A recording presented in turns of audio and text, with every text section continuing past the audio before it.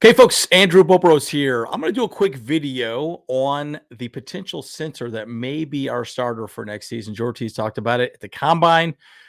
The Bobros talked about it when he was even drafted. We've talked about this for quite some time as a potential person that could step into this role next season. Because, look, Bradley Bozeman, we're going to get into him as well. He played okay, not great, but a lot to talk about him. Let's talk about the guard position as well. It's going to be a big position to talk about. So the offensive line in general, I'm going to talk about and how we can improve it. So, guys, let's get into it.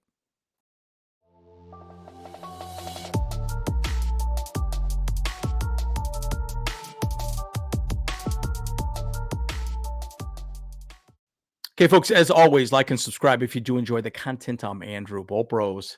So again, Jim Harbaugh had a lot to think about when he came as the Chargers' new head coach. You know that. I know that. Hell, he knew that.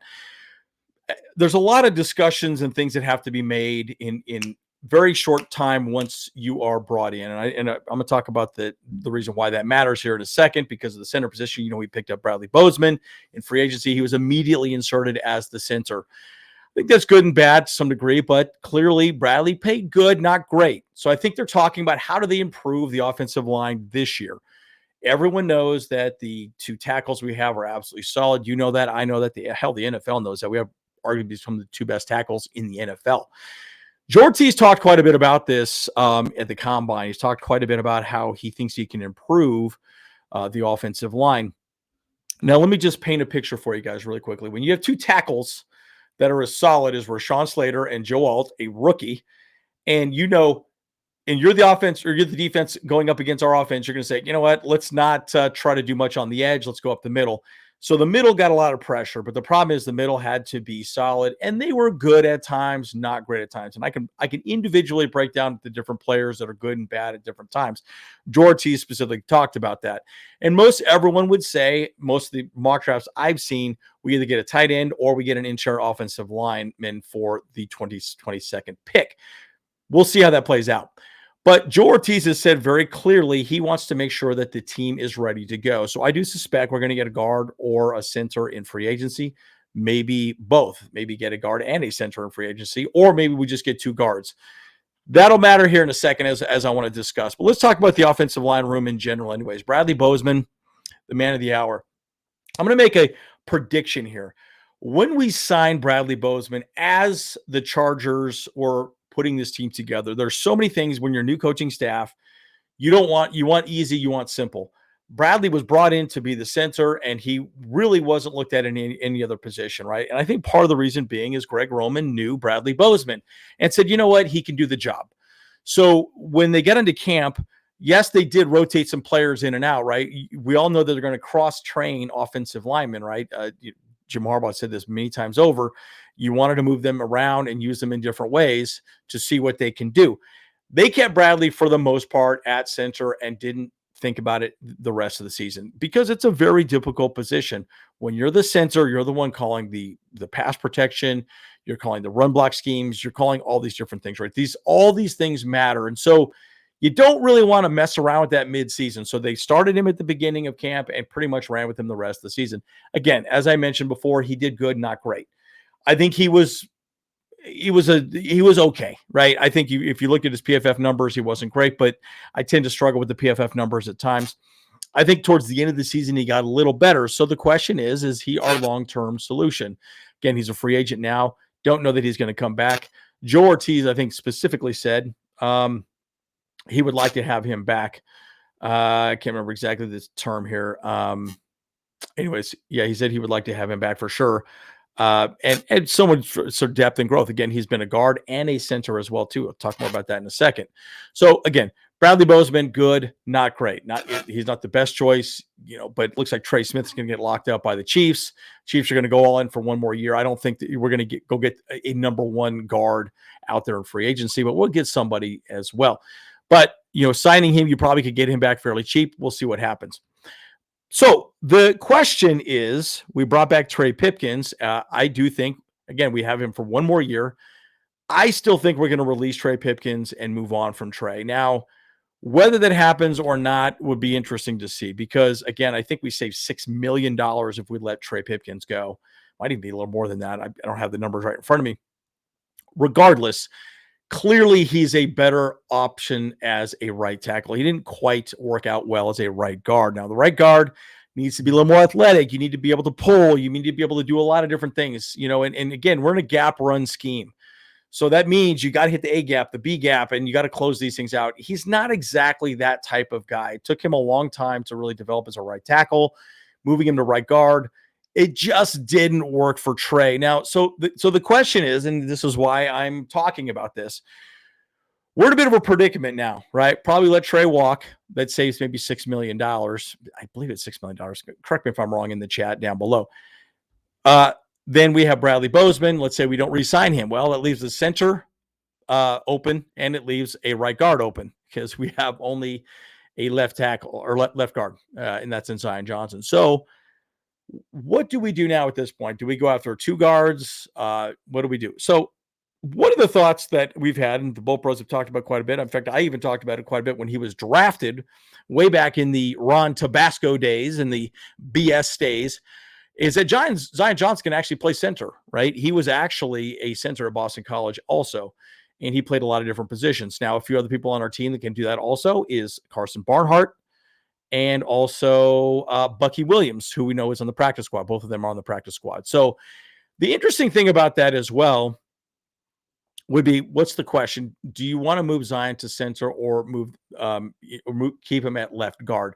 Now, I'm not going to predict that that's what's going to happen, but George Ortiz did say that he has been trying to be more of a center right now. So, and this is exactly what he says. I think he can do it. I really do. Ortiz says, I know he's working on it right now, as I just said. And so I think Zion can do it, and we've got other guys that can as well. They were young and much more opportunity working on it as well, which is Carson Barnhart and Bucky Williams. So specifically, Zion is working on it now. Now, I will say this: I do believe he was in center a little bit in the preseason or in camp last year. Not a lot, but just a little bit. So the reality is this, right? Does it make sense to make Zion move to center? Now, I'm going to say this, because I do know one person that played center when I was a kid. He played center for BYU. He was about a 6 foot tall bowling ball. He just, that's really what the centers are nowadays. Back in the days when he was playing college football, they wanted to be really big and really tall, really physical. Now you need to be a little more agile. The thing about Zion that I will say, and I think he is a good option for him as a center, is he's strong and he's pretty athletic and he's pretty fast and he's really damn smart. Guys, he has a degree in cybersecurity. I'm in cybersecurity sales. I've been in cybersecurity sales for a very long time. It's a nerdy environment, right? You got to be pretty smart to sell cybersecurity software. So if Zion knows how to do that, I'm sure hell he can figure out how to run a center position in the NFL. Pull right, pull left, yada, yada, whatever. GT counter right, GT counter left. Again, we're going to be more of a gap run scheme offense, as you know. I think he could work out very well. And he's more athletic than Bradley Bozeman. Bradley Bozeman was a little slow. I feel like Zion did a good job. He's probably a better person in run blocking than pass protection, 100%. In fact, I remember seeing his grades, and that's really what it said.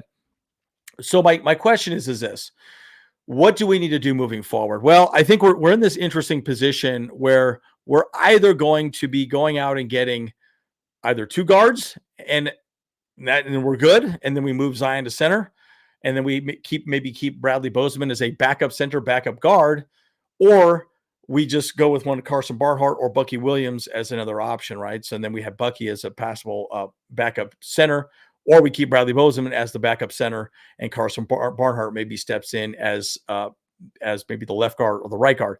Again, Carson Barnhart's played pretty much all up and down the line. Bucky Williams was predominantly a center from Appalachian State. So again, but the one thing I will say, bottom line, I think this is really where and I'm going to land my plane on the whole Trey Pipkins and everything like that, and even really Bradley Bozeman. We want to, Joe Ortiz said this, and Jim Harbaugh has said this many times. We want to put our best five out there at any given time. Best five out there at all times. That's what Joe Ortiz said. So bottom line, the real question is that their best five? Again, I'm just going to say this over and over again. They are going to cross-train all of these positions. And the nice thing about the second year You now have evaluation tape on all these players. You've seen them. You've seen what they've done in the system. What are they really going to do? What is the best place for them to be? And now they can really evaluate whether or not, all right, you're a guard or a center. The thing about a center position, you're the spear of the tip of the spear. You really are. And at the end of the day, Zion can be that guy. He's freaking strong. I think he was the strongest guy in the combine when he came out, right? So again, I think he could do it. It's one of those situations where you say, okay, what do we want to do moving forward? And again, it's also going to boil down to free agency. I promise you this team does not want to go into the draft saying we have to draft a guard. You are stuck at that point because then you're in a position where you're going to use your draft capital to move up because you have to get the guy you want. You would rather get a guy in free agency that you feel comfortable moving along with and then going from there. Now, again, I don't suspect that we're going to go out and get the best guard in the draft or in free agency, I should say.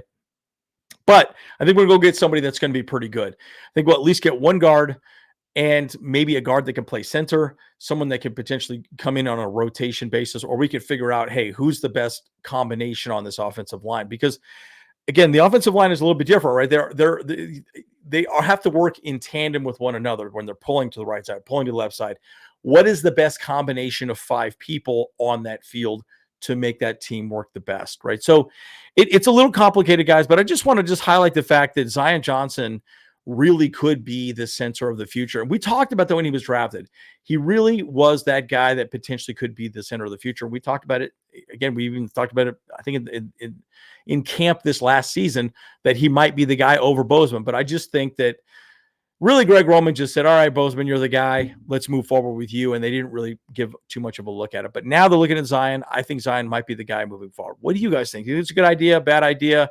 I know some of the other podcasts have talked about it, but I want to get your thoughts. Leave a comment down below.